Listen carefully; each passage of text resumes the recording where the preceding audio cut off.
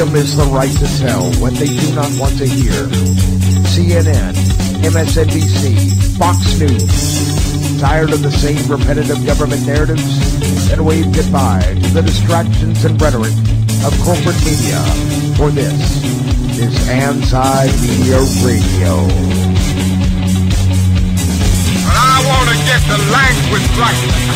The big government is in trouble. You're all a bunch of slaves! Bunch of slaves! What we need in the United States is not violence and lawlessness, but is love and wisdom and compassion toward one another. What's your definition of media? And now, here's your host, SM Gibson.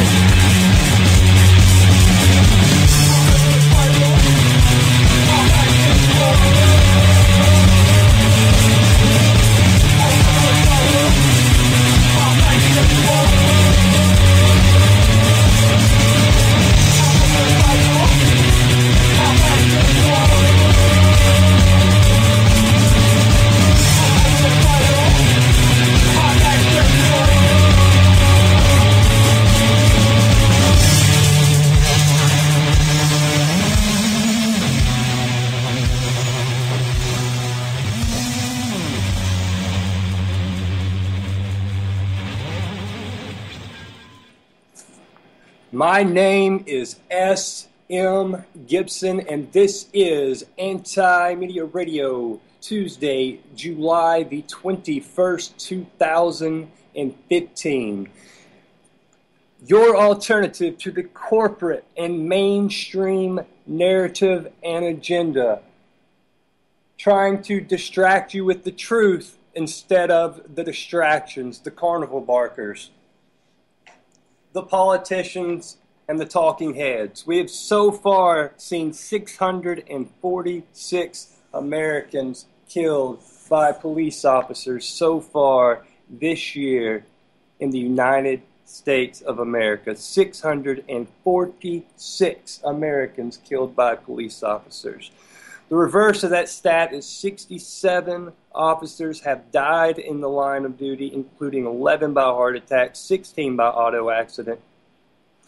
Only 16 of the 67 have been killed by gunfire. We've also seen 1,499, one shy of 1,500 people shot in the city of Chicago so far this year with their supposedly modern gun laws. 260 homicides. And Saudi Arabia is still on complete shutdown right now as far as anything coming out of that country. As far as their executions go, there's been a couple of stories about how the king has made some people mad in France, taking over a beach for his vacation, and about how they've been rounding up members of ISIS. But any real news, it's still completely dried up. So we are back in full effect tonight. We took last Thursday night off, and back in the studio with us tonight is Mr. Shannon Madden. Shannon, how you doing, sir? I'm not doing too well. One of the numbers you mentioned at the top of the show, 646 American citizens have been killed by police officers. That number might actually rise officially to 647, depending on the investigation coming out of Texas. In the story of Sandra Bland, hate to jump right into it, but man, this one's got me pissed off. Yeah, I mean, it is, for anybody that hasn't heard about it, it's a story out of Prairie View, Texas. Activist Sandra Bland, very active in speaking out against the police state. Yeah, tell us your thoughts about this, Shannon, and kind of what you think about it, and kind of explain it to everybody that doesn't know. For starters, Sandra Bland was driving through Waller County in Texas.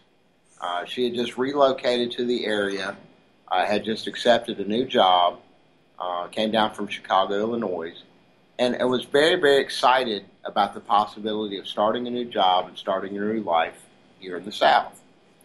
Well, she was driving down the street, and of course there is dash cam video, and also the jailhouse video is available online from various different media sources. Please go look that up.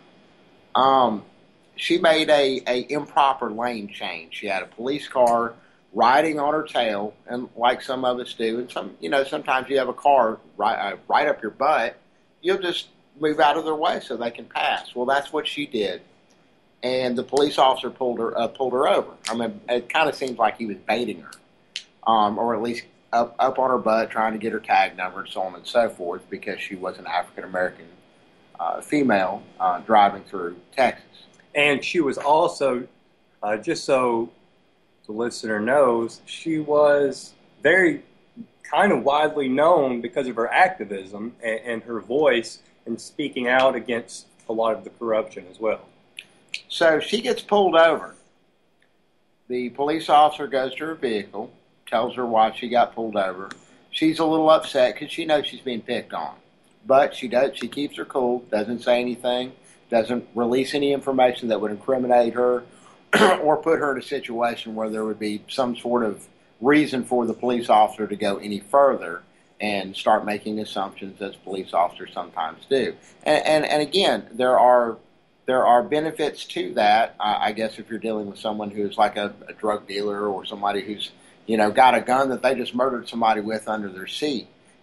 But unfortunately, that wasn't the case here at all.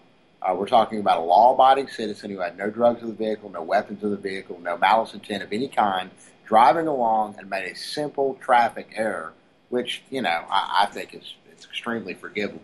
So anyways, the cop and her kind of, have a little, kind of brisk exchange. She's none too happy about it, but again, she keeps her cool. Gives the officer the required information that he needs. He comes back and kind of continues to, sees that she's visibly upset and continues to kind of poke and prod a little bit. What's wrong? What's going on? Why are you upset?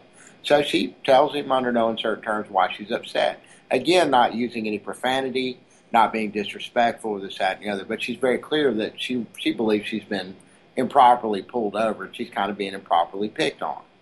Okay, that's fine. She's allowed to voice her displeasure because the cop asked her, what's on your mind? So she did as she was asked. At that point in time, the cop stands, and this is from the dash cam video that I just observed just a few moments ago. The cop just kind of stands there and thinks for a second, and you just kind of see something come over him real quick, and he looks at her and tells her to put the cigarette that she's smoking inside of her own car, extinguish the cigarette. And so she correctly tells him she's sitting in her own car. At that point, the cop becomes very agitated and pulls her door open and attempts to detain her. She immediately asks what she's being detained for, and he offers no explanation whatsoever. Well, fast forward, and next thing you know, he's pulling a taser on her, ordering her out of the car. She finally realizes, hey, I guess I'm fixing to get tasered. Says he's going to light her up. Going to light her up. I'm going to light you up for making an improper lane change. Yeah. So pulls her out of the car. She's very upset at this point in time, as well as any law-abiding American citizen that's being improperly detained and illegally detained by the police should be. Is taken conveniently away from the view of the dash camera.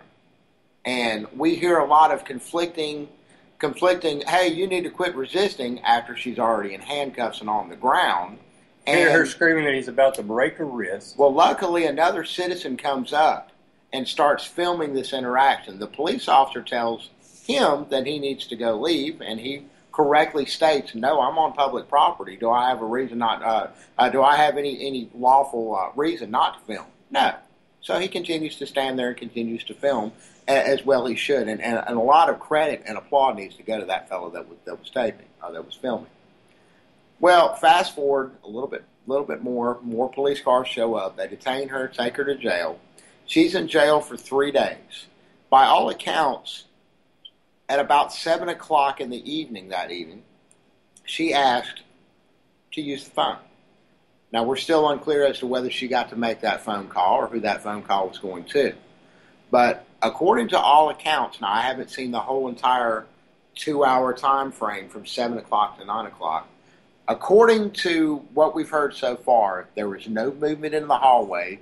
The camera picked up nothing going down the hall, no one going down the hall. And at 9 o'clock, someone went by and observed that she was hanging from the plastic trash bag in her trash can, which is rather inventive if you think about it. Yeah.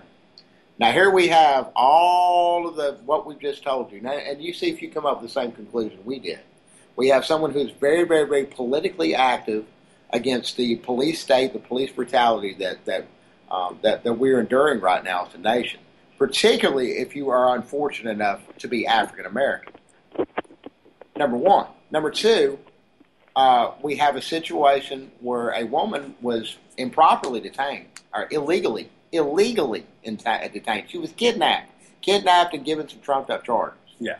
Yeah. I saw the official. And that's obvious from the tape that you can see for yourself, because when she keeps asking why she's being arrested, he only responds with, "You're resisting." And it's like, resisting what? What is she resisting? Yeah, that's all. And I've said this. I've said this numerous times. That, how can you be charged with resisting arrest and there are no other charges? Right. You see what I'm saying? It makes no sense. Right. Absolutely. Let's get into let's finish talking about that here a little bit later. Let's bring on one of our wonderful, fantastic, brilliant writers, Miss Claire Burnish. Claire's Corner. How are you doing tonight, Claire? Claire's Corner. I get the credit for that, by the way. I'm doing good. How are you guys? Doing great. Good. So what's going on in your world tonight? What stories have piqued your interest this week? Well, Cincinnati, my hometown, the University of Cincinnati police have killed an unarmed black man who was a father of 13 children. And as usual, there are many unanswered questions. And by all accounts, it's thoroughly unjustified, of course. He was only pulled over because he was missing the front license plate on his car, which is required in this state, which it isn't even required in other states. So, it's not here, yeah. No. Yeah, in another place that might not have even happened. So he was pulled over for that, and what the police are saying is that he was asked repeatedly for his license, and he fumbled a bit and, tried to come up with something, and he supposedly produced a bottle of alcohol but was not able to produce his license. And he went to drive off. There's no indication that he was actually drunk or anything else. But he went to drive off, and the officer, instead of shooting for the guy's tire to stop him, or just about anything else, he aimed right at his head and shot him in the head once and killed him. Good grief. Yeah, exactly. And this is crazy too, because this is increasingly happening in other cities where campus police kind of contract with whatever city they are located in. And they have kind of it's called a mutual aid agreement. So campus police can act as police officers if they're needed to outside of campus, apparently. Although I wasn't aware that was going on, but I guess that's the case. So this was a campus police officer? This was a University of Cincinnati campus police officer, but he was supposedly acting as a Cincinnati police officer at the time. I mean, more or less. That's kind of the role he was playing. But there is no dash cam video, although there is body cam video and there is surveillance video from a nearby store or something like that. But those are, of course, being withheld. The police were supposed to come up with a statement within 24 hours, according to their contract. All three officers involved somehow were supposed to come up with a statement. And that should have been released to the family by 6:30 p.m. today. But I have word that they did not receive any word whatsoever from the police. So they are left struggling with answers. And, of course, this is even more tragic because this young man, I believe he was only 43, and the father of 13, was engaged to be married, which was going to be happening very shortly. So instead of planning for a wedding, they are planning for a funeral now, and I'm just my heart goes out to them. I just can't even imagine what they're going through. That's just absolutely so tragic. I mean, it's so sad that we hear these stories all too often now, and it's unfortunate, that they happen so frequently that they start to run together, and, this should not be happening so often. And, we're burying another person because somebody feels that they're above the law because they enforce the laws. Right. And, I was talking about this today. It's ridiculous that it's come to be where people start blaming the victim, like, on a regular basis. I'm sure somebody's going to say, well, he drove away. It's like, well, that should not be a death sentence. Right. There's nothing justifiable about that in any way. He never had a weapon. The police even say that they do not believe that he had a weapon at all. The officer never saw a weapon. It wasn't, there might have been a tussle, although that's really unclear. We don't know yet. But that doesn't matter. It wasn't a deadly tussle. He didn't have a deadly weapon. Nothing happened. He went and got in his car and started to drive off, and he dies for it. I just think that's ridiculous. I mean, it's absurd. It's just, another just horribly sad story. And you're going to be having a full article come out tomorrow on the antimedia.org about this for anybody that wants to read more about it and get more information. That's correct? Yes, I am. And it's also important to note that Cincinnati has a very long history with police violence and tension. Before this really became a huge national issue and got a lot of attention nationally, we dealt with riots over some unjustified deaths by police officers here. A lot of people just see this as more of the same continuing pattern. It's just, here it is in the spotlight again. When is this going to stop? Yeah, that's the question. When is this going to stop? When I think the first thing that has to happen for this to truly have some sort of resolution is people are going to have to come together, and I think that people are going to have to put aside, this has turned into such a race kind of dividing line or a liberal conservative dividing line, and people have to put these labels away, and we have to realize that these are our neighbors, these are fellow human beings, and we have to collectively stand up to the system that is allowing this to happen. I agree, but I think it's also important that we have to recognize that there is a statistic that police target minorities more often. Oh, they absolutely do. There's no question about that. But just we because acknowledge they're it, that we move on. Right. We fight it together. If we can acknowledge that, if people will stop ending it there and saying, no, it's not about race. Yes, it is. If we can stop and just say, it might be whatever. We need to all move on together and let's fix this problem. Exactly. And I really believe after studying this issue a lot that it will start with training, because right now, like 90% of the police, or maybe it's even 95% of the police in the country, train literally in the same way that the military does. So they're taught to see, all citizens, all civilians as the other, or sometimes the enemy, depending. But if we can change that, it's proven that cops have less complaints against them, the ones who actually learn in a classroom setting, who learn empathy and understanding, who are taught about mental illness. They have less problems. They aren't as violent. That needs to change. There's just no other way we're going to fix this. It absolutely does. And, it's with everything, is that education is the key here. But another thing, too, that is just so blatantly obvious is when you have a string of people getting killed and there's just no repercussions and no justice for, the deceased and the family of the deceased, what's to stop an officer from pulling the trigger next time when he saw, the guy in the squad car down the street get away with killing somebody? Exactly. It's like they can kill or brutalize or whatever with impunity. Right. And, there's a point where you stop wishing the families, I hope you find justice, because they're not going to. You have to say, I hope you find peace. Exactly. And that's ridiculous. It shouldn't happen that way. Hopefully, we're coming to a point in this country where these issues, it's not that they need to be addressed and discussed. So many people are like, well, we need to have this discussion or that discussion. We're not at the point anymore that we need to have discussions. There needs to be action. And because discussions aren't going to stop people from getting killed, and it's not going to be justice to these families. We need real action now, and something's going to have to happen, and I don't know what.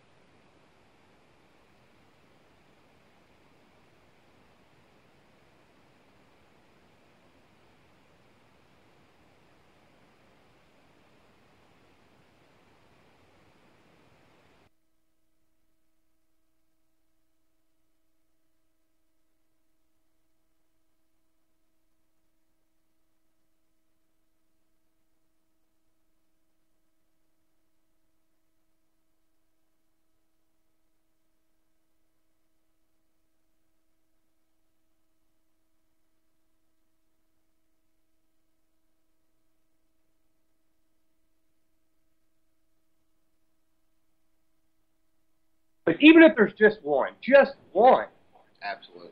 Yep. That's a problem. Well, my biggest problem is too, because I had reposted. Oh gracious! It was the story of the young men that they got shot pretty much point blank. Though the one young man got killed and the other one got injured, stealing a bicycle or something like that. And I got a cop apologist came onto my thread, and we chatted back and forth. And some of the dumbest, mouth breathing argument you could possibly imagine. Well, I mean, if you think it's so tough, well, why don't you just, go grab a badge and a gun and go out there and take care of the drug dealers yourself? Well, next time your house gets robbed, go call a drug dealer and see how well they'll help you out. Ha ha ha. Well, the problem with that is that here we're talking about Sandra Bland, 28-year-old woman, full of promise, just got a new job, had committed the most minor of traffic offenses. An improper lane change. She kind of slowed down and got over. So a cop car who needs to be doing some official business and actually looking for a real criminal can go ahead and pass her because she's doing nothing wrong, driving legally down the street. And here we have it escalates from that to suddenly she's hanging from a jail cell 3 days later. Mm-hmm. And also the fact, I think everybody in this conversation right now can agree, she was also an activist and spoke out very, very loudly about the mistreatment that police have been doling out in heaps and droves. Absolutely. To the tune of 646 people dead now. Yeah. That is no minor point, in my opinion. No, ma'am. And, the thing is, too, I actually wrote about that incident where the two young men were shot and one was killed. And I studied the statistics for most dangerous jobs because it's often cited that police aren't even in the top 10, and they're not. But, food preparation workers, 37 food preparation workers were killed as of the official stats of April of this year in a year's time, when only 35 police officers were killed by others on the job. It's like the same statistic. There were more food preparation workers killed in the same method. And cops claim to have the most dangerous job. It's like retail sales supervisors were killed. There were 67 deaths in that same manner. Really? And yet, yes. Wow. And yet cops are like, we have such a dangerous job. I'm like, maybe it feels dangerous to you, but as long as you look at it like such a dangerous job, you're going to kill everybody you see. Start looking at it like community activism, like you want to be involved in your community and help your community, and maybe you won't have this problem. Exactly.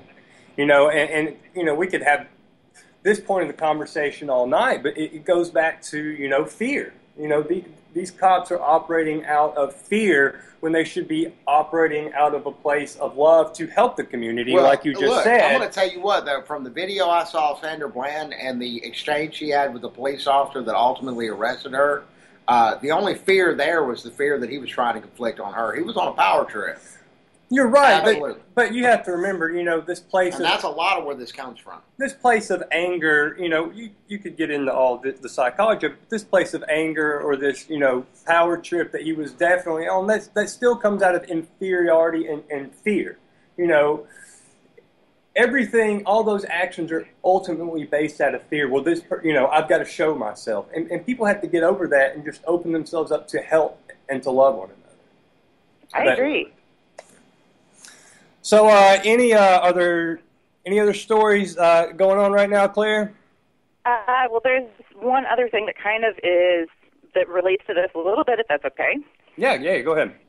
On the same sort of topic, it's often said that, if there were any good cops at all, they'd be arresting the bad ones. And the fact is that the same thin blue line that lets the brutality and the murder happen is the one that prevents the good cops from coming forward. Police try to come forward and they're threatened. I have a story coming out about one person who tried to come forward and his transmission was cut or something. They spray painted this out of his house. He had to literally sell all of his property and move to another city. It just, it's not quite as easy as, well, they would do it if they could, because they really can't necessarily do it. And it's not because they fear losing their job, although that's part of it. It's because they fear for their lives, because that same brutality can very easily turn on anybody who wants to point out what they're doing wrong. So absolutely. And I know there was a couple stories this week about two separate incidences where people were fired over, coming out and saying the right thing. Yes, and one of them actually, and this is really kind of crazy, he was supervising the department that was assigned to look into cases where police had shot people to death. And he was overseeing the investigative team, and he was doing such a good job, and he found a few, I think it was 5 or 6 cases where there was no justification for the deaths or the shootings at all in the first place. And when he found those statistics, he was more or less asked to change them before his report came out. And when he refused to do so, they ended up firing him anyway. I mean, it's just crazy how this culture, it's like this club of blue, and it's just an impenetrable wall somehow. This is the country we're living in, and people defend these actions and act like this isn't going on and around wave a flag doing it. Oh, yeah. Because people are addicted to having the authority figures over them. They act like they don't know what would happen if the authority figures weren't there, and they can do no wrong. Yet at the same time, so many of these people, if a lot of cop apologists especially, well, if it's a Democrat, well, they're out to destroy the country, or they're out to do this, or certain people that they disagree with their ideology, they're out to destroy. They're no good for us. You can't trust them. But at the same time, they defend every single soldier's action. They defend every single cop's action, no matter what. And they don't view it as human being against human being. They see a badge and a uniform. Well, they must not do anything wrong. I don't trust the government, and they're employed by the government, but these are the good guys. Yeah, absolutely. Yeah, but they don't realize, and I see stories all the time about people who were that way. They were like cop worshippers or whatever, and then they experienced the violence themselves. They're like, well, I got beat up by a cop on a traffic stop, and suddenly I realized I was wrong. It's like, does it have to happen to everybody before people can wake up to this? I mean, I don't know. It's just crazy. Unfortunately, we may get to that point. I mean, we've seen that same exact thing so many times over and over and over with the troops, support the troops, support the war, support the efforts abroad. And then you have all these soldiers coming back from overseas who are all gung-ho G.I. Joe. And the next thing you know, they're completely against war. They're completely against the entire military-industrial complex. And just a few years before, they were all for it. So many people have to actually experience the atrocities of what's going on. Otherwise, it's conspiracy to them. Well, I think people don't... It seems to me there has been a large lack of empathy in general. If people would take the time to really consider a different perspective instead of just, assuming theirs is right or refusing to even look at another situation, if you consider the fact that you could be the victim of violence by an authority figure, then you put yourself in the position to understand the whole issue better. But people seem to refuse to do that, and that they're going to end up being victims that way. Because, the cop doesn't know when he pulls you over, if it's a violent cop who's bent on that or something. He doesn't know that you've been posting on Facebook saying what a wonderful thing you think cops are. He doesn't know the difference. People don't realize that. I don't know. I think you just hit the nail on the head. Well, thank you so much, Claire, and everybody be on the lookout for those stories tomorrow on theantimedia.org. As always, it was an absolute pleasure talking to you, ma'am, and thank you for educating everyone. Thank you, guys. Have a wonderful night. Good night, Miss Claire. Bye. Bye. We're just in a state right now, and I don't know how we're going to get out of it. people, they have to stop believing in their illusions. They have to stop chasing, I don't know what it is. I think they're trying to chase some value system that they read about in history books, that they put on the flag, and they see troops saluting the flag, or watch these documentaries on the History Channel and say, well, what a great country we're in. This is wonderful. This is wonderful. And unfortunately, it's not that way. It's 2015. It's not 1955 anymore. And even that, the country that they look back on, think about the oppression that was, laws in place where it was entire communities being just trampled on, especially here in the South, but it was happening everywhere, and let's not pretend that it wasn't. At least some of that we've come away from, but now it's just, if you're driving down the road, a cop's more likely to pull you over and shoot you in the head because of the color of your skin. Absolutely. It's sickening. I'm tired of it. We have to stand up as a people and do something about this. Well, and that's the point that I wanted to make, is that's the only thing that we can do. We have to our voices have to be heard, and it needs to be a chorus of voices, and not just a few people off to the side with a bunch of people pointing their finger and always you're a dissenter. You're trying to start anarchy with all of this look into it further thing, and you don't need to look into it any further. They've got you protected. They've got you. They're helping you out. The one thing I'd like to point out, as far as whether the cop knows what you're stating on social media or this, that, and the other. No, at the moment they pull you over, no, they don't.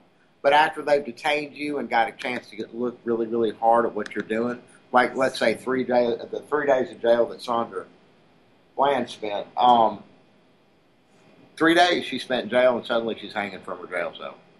I'm sorry, that's no coincidence. First off, what reason did she have to kill herself? None.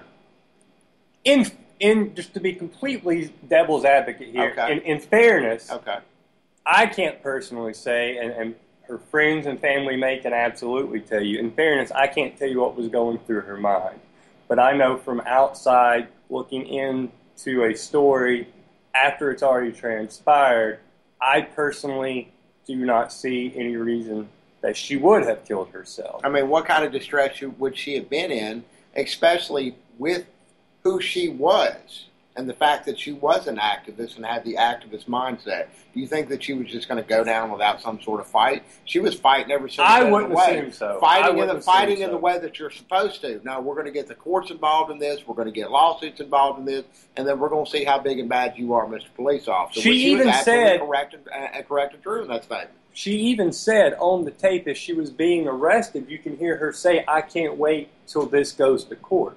Yeah. As if she was looking forward to all the truth of all this coming out.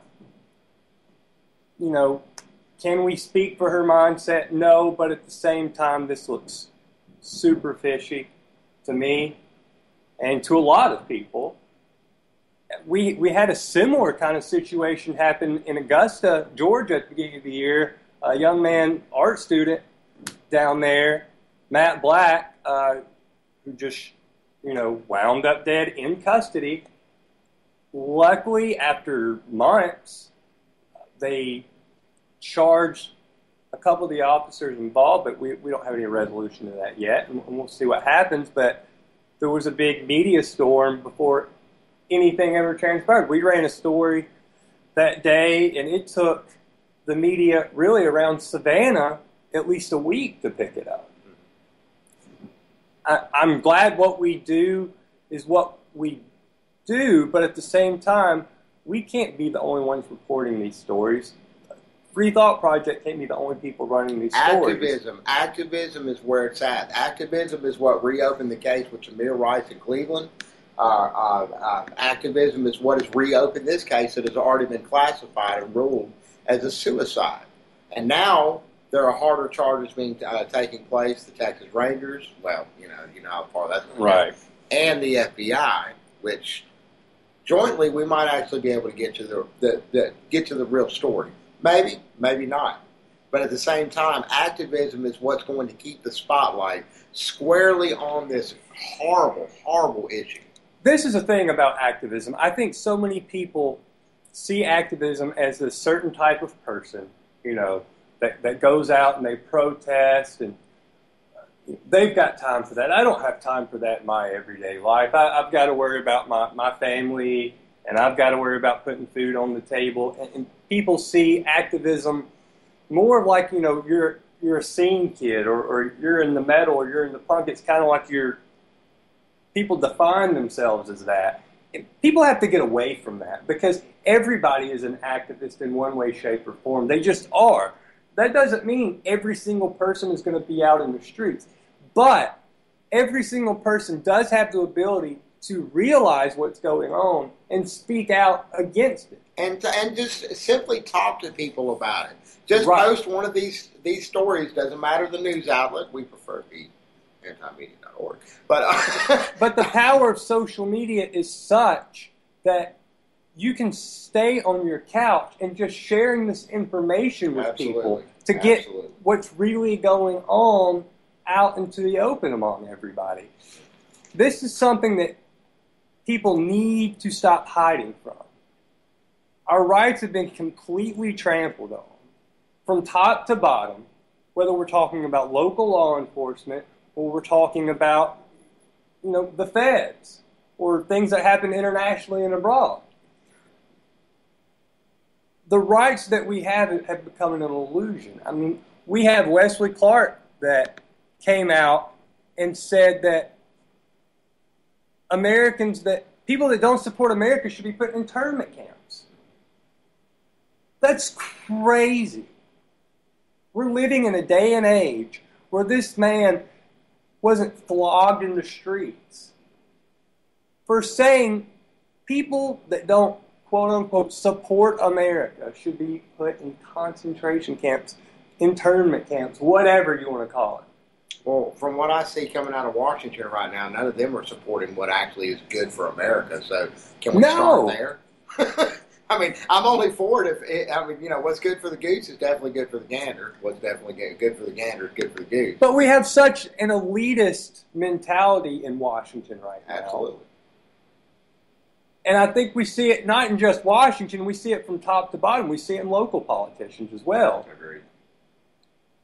But people believe that they're voting for representatives that are going to best support them. And they feel like, well, you got to pick one or the other.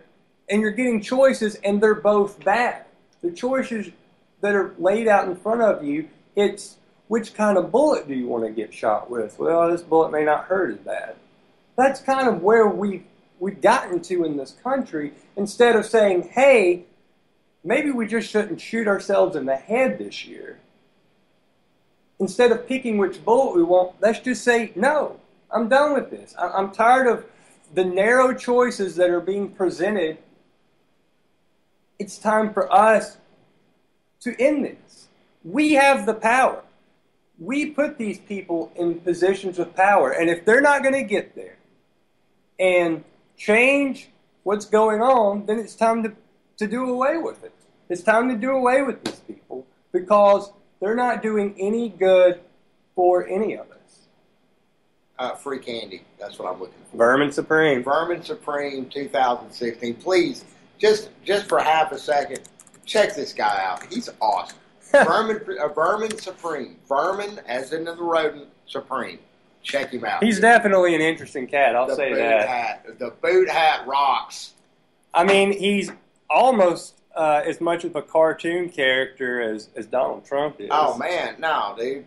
No, he's a real dude. Oh, I know. Real. Donald Trump, not so real. Yeah. Made in Mexico. Oh, wait a minute. That didn't happen. I tell you what, I want to bring on the line right now a brilliant guy, a friend of the show, from Detroit, Michigan, Mr. Keith Horton. We've been trying to hook up with this guy for a while. Finally got him on the show. Keith, how you doing, sir? Peace. I'm doing fine. How about you? Doing fantastic. Tell us what's going on in your world and what's on your mind tonight. I wanted to actually just kind of mirror what you said.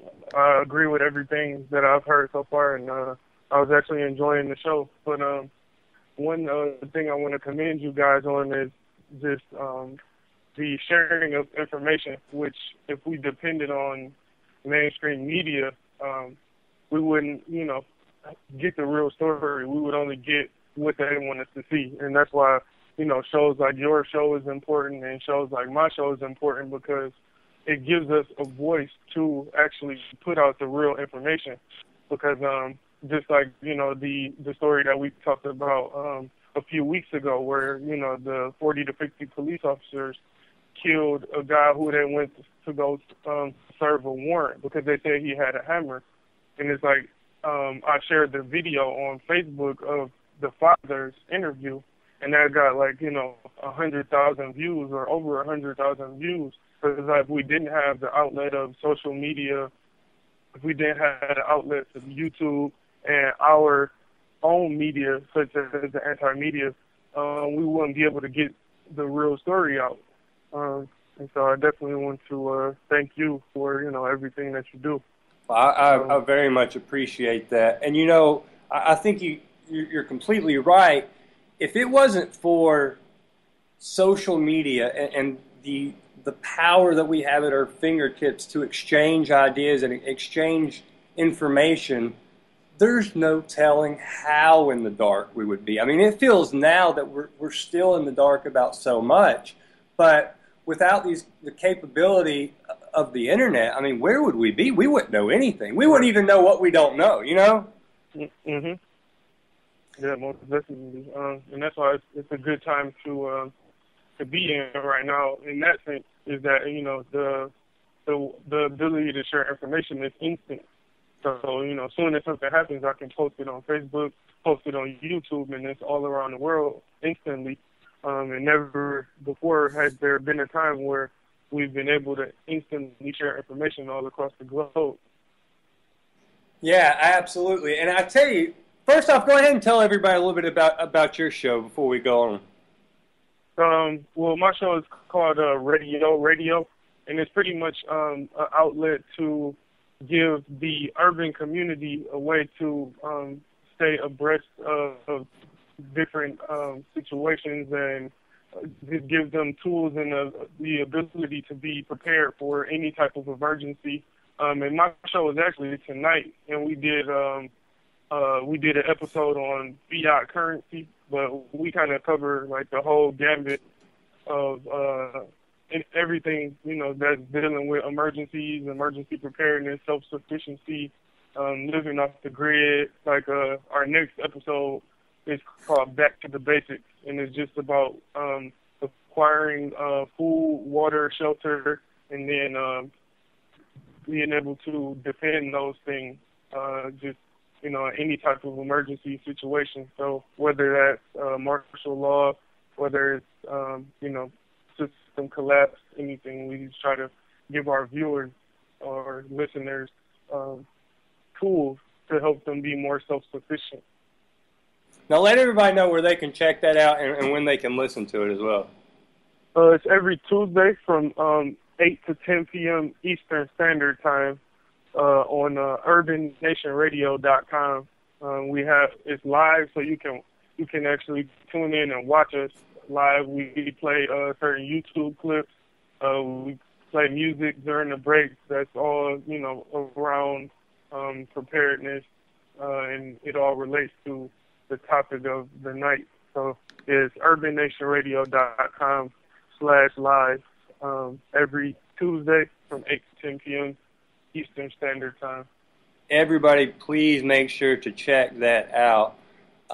Keith, I was going to see if you had heard the story we ran a couple of days ago about the retired general coming out and basically talking about how the United States really has created ISIS, and he came out and said, the quote was, "When you drop a bomb from a drone, you are going to cause more damage than you were going to cause good," and talked about basically how our foreign policy has failed and created everything that's going on over there right now. The interview hasn't even run yet. It's going to be on Al Jazeera on July the 31st. But I wonder if you'd heard about that and your thoughts on that.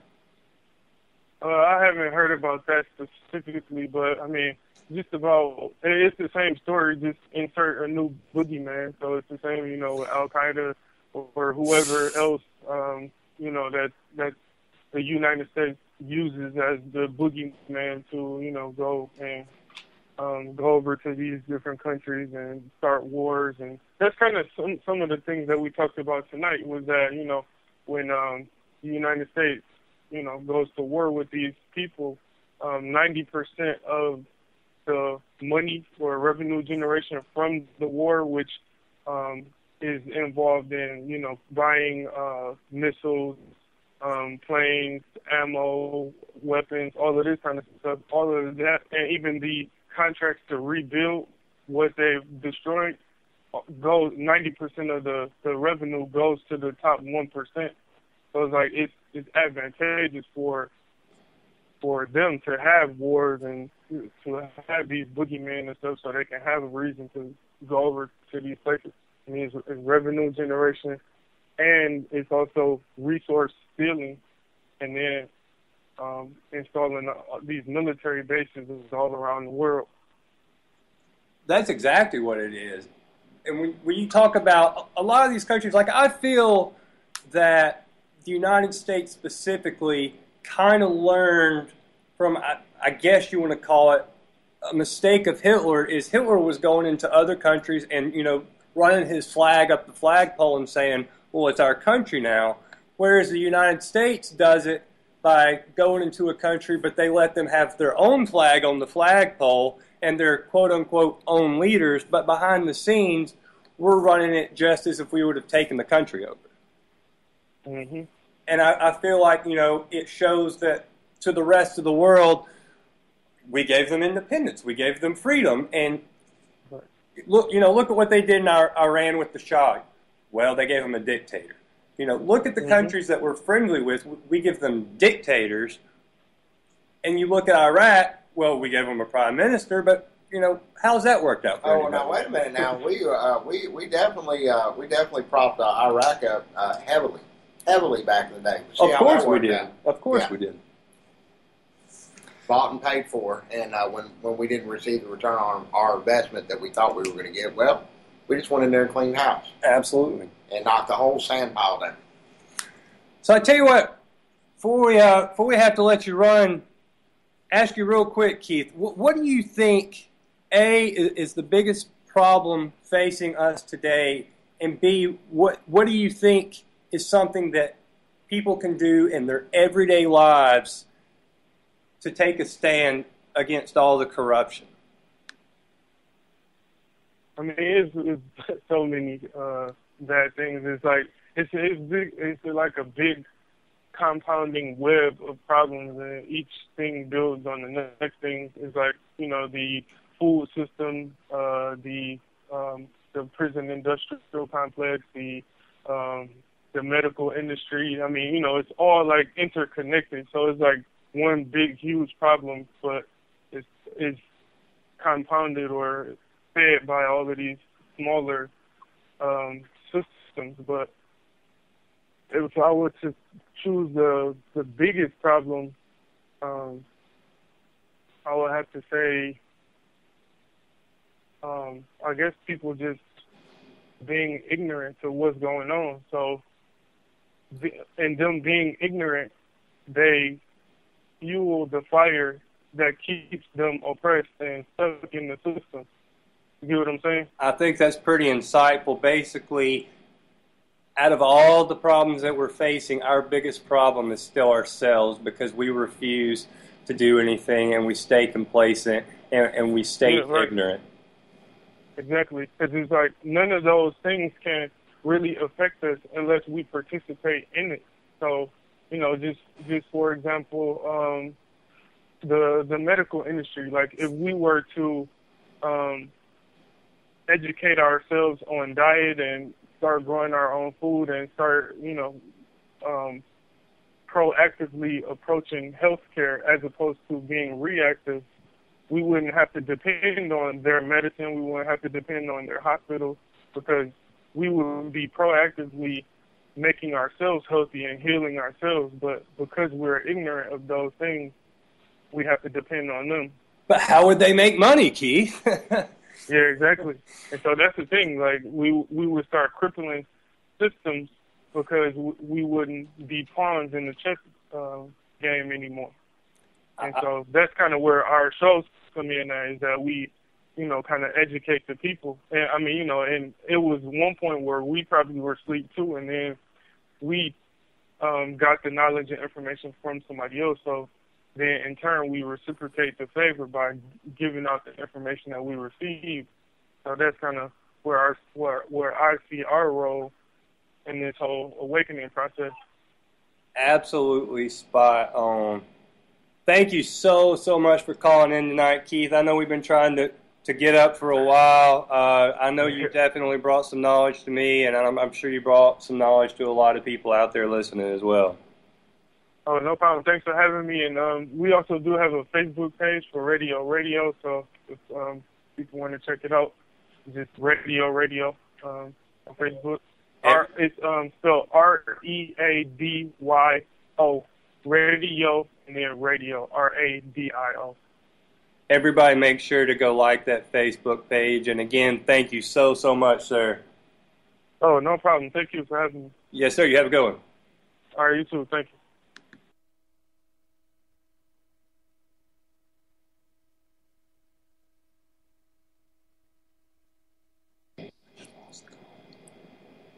I tell you what, Shannon, look at a little technical difficulty getting off there right there, but I think we're back. So I tell you what we've learned personally from both callers, from Claire and from Keith, is that education is vital. Sharing of information is vital. Expanding your concept of what you think is going on in the world is vital.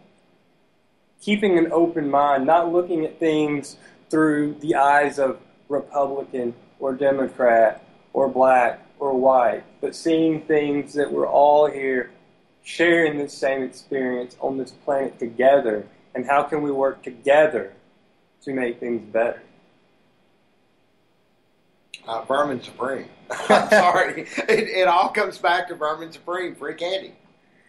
Vermin Supreme is definitely giving out some free candy, and he does have that nice fancy boot, and he has a very, very nice beard. And look, he paid for that candy. He supplied the candy. That's not taxpayer-paid candy. It's not Bernie Sanders candy. And see, the taxpayer-paid candy, well, and I think Mr. Keith just kind of gently pointed in that direction, that all of the proceeds from that taxpayer-paid candy all winds up in the top 1%.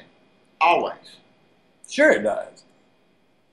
People think that it goes back to help the communities, but if you look at the communities around us, how is it helping? People believe if the government is not providing, then how will we be taken care of? People not only can survive without government taking care of them, they can thrive and prosper without government taking care of them. This brings to mind an old quote. Family member told me this one time, that, a child waits to be told what to do, and a grown person does what needs to be done. And that's what we need. We need a nation filled with grown people right now. We don't need a nation of children just sitting here patiently with our hands between our knees, praying that we don't get shot by a police officer, waiting to be told what to do. Do you think that... Because look at what we're being told to do. Look at the wars that we're involved in and the chaos that has ensued. Look at all of the horrible, horrible things being put in our water, our food, our air, through the FDA and corporate interests that fund the FDA. That's how they make money. Absolutely. And that's directly how they make money. That's how Big Pharma, it's Big Pharma. People overlook, though, that that's what these companies, including politicians and the lobbyists they're in bed with, that's what they're there to do, is to make profit. They're not there to help you. They're there to kill the profits to make profit. And I'm not trying to stop anybody from making a living. Let's go ahead and get that straight right now. But why does one individual person need $500 million or $1 billion of their own personal money? I mean, come on, man. Right. To what goal and what positive aim? To have somebody sitting on a big pile of money. Here's the question, though. Do you believe that the government should come in and say, no, you shouldn't have that much money? And here the thing is, though, is that if the government wasn't already influenced by these people to make their, instead of 5, 10, 15, 20 million, making 500, 600, 700 million, 750 billion, whatever the case may be. And again, the deck is stacked in their favor by the United States government, bought and paid for. It's like going to the blackjack table and tipping the dealer $500 as soon as you get there, saying, hey, make sure I get some good hands. And there's good hands being dealt out every time. We saw that on a local level with our buddy Larry Langford, who's sitting in a federal penitentiary right now. Remember when he went to Visionland and won $1 million in a day on slot machines, on multiple slot machines? He hit on every single machine he went to. And that's pretty much how government works. When these corporate interests come in and they hit on every single slot machine that the government takes them by the hand and leads them to. This one's fixing to hit right here. And the reason it's fixing to hit because they've already stacked a bunch of laws and bills in their favor, like the insurance companies and Obamacare. But what goes up must come down. Always. I'm worried we're about to see the come down very soon. We saw it a little bit in 2008. I'm really afraid that we're going to see a lot more dramatic version of 2008 soon. We do have, I guess we've got just a couple of minutes here before we go out. We'll hit on it briefly. The madness that's ensuing with the presidential race right now. It's just absolutely nuts. Nuts. It's this huge distraction. It's a reflection of what our country has become. Well, we don't have any other distractions to hang on to right now. Let's be clear. It's being run like watching Jerry Springer. You've got a candidate for president of the United States giving out people's phone numbers and just hitting, below the belt. And trust me, I think it's all hilarious. It's absolutely hilarious. To a point. To a point. But we're talking about running the world. And what concerns me is what you said earlier about this is a time when we need grown men and not be told what to do. Well, and women. And one person that's leading the polls right now on the presidential side, we all know who I'm talking about, is giving the illusion of doing just that. You mean like that hairstyle he's got, the illusion? Yeah. The illusion of doing that. Mm-hmm. But the same person has flipped and flopped on every position, not really giving any position, just being insulting. Made in Mexico. And that's people what that suit said. Are believing it to be some sort of breath of fresh air. Yeah, breath of fresh air out of the wrong end, that's for damn sure. It is. That doesn't mean that the people that are being attacked don't deserve to be attacked. That's kind of how it's being. There's a scumbag attacking scumbags. Mm-hmm. I've gone on record as being very vocal against John McCain. We'll save that for another episode. We will be back on Thursday.